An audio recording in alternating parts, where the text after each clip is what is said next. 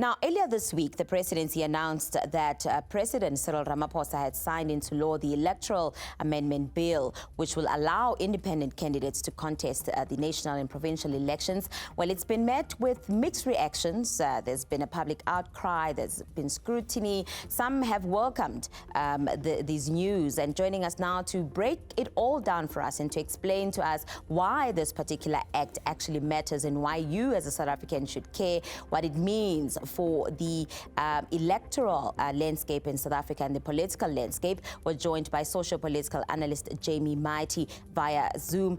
Jamie, a very good morning to you. Welcome to the morning show. I think the first thing, Jamie, for us is to look at probably educating our viewers and just speaking in layman's terms about this Electoral Amendment Act that was signed by a bill that was signed by the President. It was adopted on the 23rd of February, but it now comes into full effect. What does it actually mean, and why should I, as an ordinary South African, actually care about this particular bill? Well, good morning, everyone.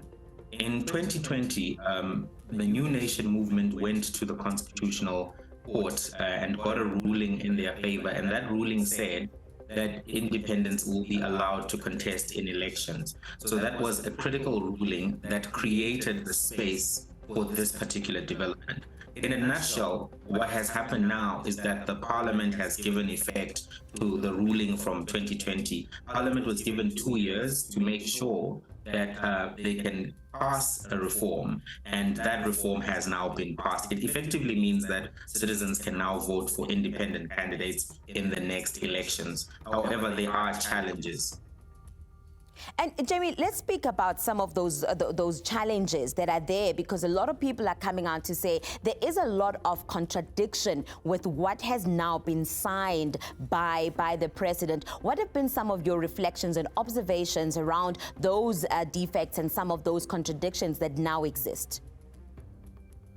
Well, one of the big challenges that exists here is the nature of the restrictions for independent candidates. This was supposed to be a constituency system similar to the local government election system. But what has been passed is a mixed election system, which is not really similar to the local government system. So independents have a lot of restrictions in how they can actually participate, and also there are restrictions to the types of votes that they can get. So these are the things that are leading people to challenge this particular law in the courts, because we've seen announcements by a variety of actors saying that they're going to take this to the Constitutional Court.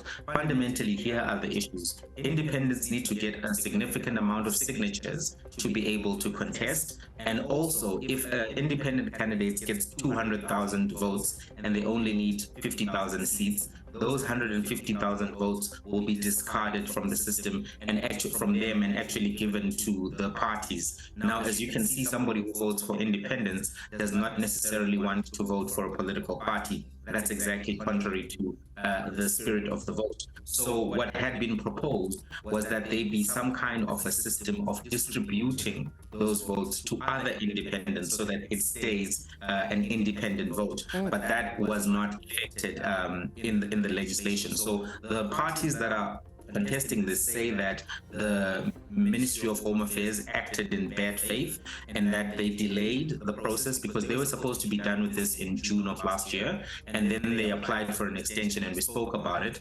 and this was actually on the President's desk on the 10th of December, only got signed just now. So there's a big issue around just, was there a good faith effort to effect the judgment of the New Nation, and also other reports that have been presented prior, because this issue of electoral reform was raised by Nelson Mandela. There was a committee that was set up in the early 2000s that made the same recommendations. Several committees have looked at this. The committee that was set up in the 2000s was the Slubbert Commission, and a report was commissioned. It was supposed to be voted upon, but it was not voted upon, and that's how we actually got to this particular position. So, Jamie, just on the point that you're making around the votes of the independents, for instance, instance, you know, I was listening to the Minister of Home Affairs, and he was then saying these votes, for instance, that would be maybe the extra votes, will not be given to other parties. They will actually just be discarded. So this will be like spoiled votes, for an example.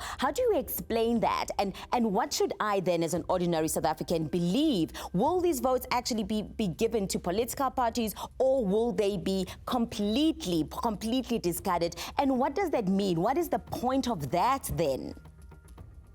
Yeah, in either situation, it's not good, because if the vote is discarded, that means that your expression as a voter has not been given effect. And if the vote is given to other people, that also means, especially political parties, that also means your vote has not been given effect, because the system of voting is about having one man, one vote of equal value. Yeah. If some votes have full value and other votes are depreciated, because if 200,000 of us vote for one person who needs 50,000 votes to get in, effectively what they're trying to say to us, our vote is worth a quarter, right? And another vote for a political party is worth one. So it cannot be deemed electorally fair for one side to have a vote that is worth a quarter and another side to have a vote that is worth one, if you look at that kind of a scenario. But there are other issues as well with the type of constituencies that have been created, because they basically limited independent candidates to contest in their own province, and that's it. So a political party can contest across the country and get votes across the country. So for instance, if a political party gets 50,000 votes across all of South Africa, they get a representative in parliament. But you as an individual cannot campaign outside of Gauteng. You cannot campaign outside of Limpopo. So clearly that is not an equal system of competition, and elections in principle must be free and they must be fair. So if there's one group that benefits from a particular legislation, it's likely that the Constitutional Court will say that legislation is still unconstitutional and they will send it back to Parliament. All right, Jamie, we'll take a short ad break, and then when we come back, we'll speak about, you know, some of those challenges that we're hearing various civil society organizations saying that they are going to be heading to the courts to challenge this particular law. So we'll speak about that, what that means, and then we'll speak about also just the launching of new political parties and what this means for our political landscape in the country.